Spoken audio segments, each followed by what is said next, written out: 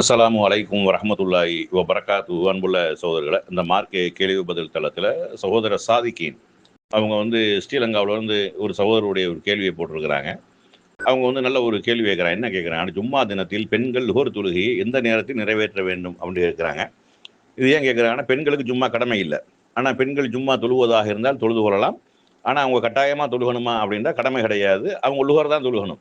அப்போ லுஹர் தொழுவதாக இருந்தால் வீட்டில் எப்போ தொழுகணும்? லுஹருடைய வக்தில் தான் தொழுகணும். ஜும்மாவை பொறுத்தளவுக்கு என்ன செய்வாங்கன்னா, சற்று முன்னதாகவே லுஹர் தொழுகைக்கு லுஹர் வக்துக்கு சற்று முன்னதாகவே என்ன செஞ்சிருவாங்க, அது மெம்பரில் ஏறி உரை நிகழ்த்த ஆரம்பிச்சிருவாங்க. அப்படியும் நபி ஸல்லல்லாஹு அலைஹி வஸல்லம் அவங்க செஞ்சுருக்கிறாங்க.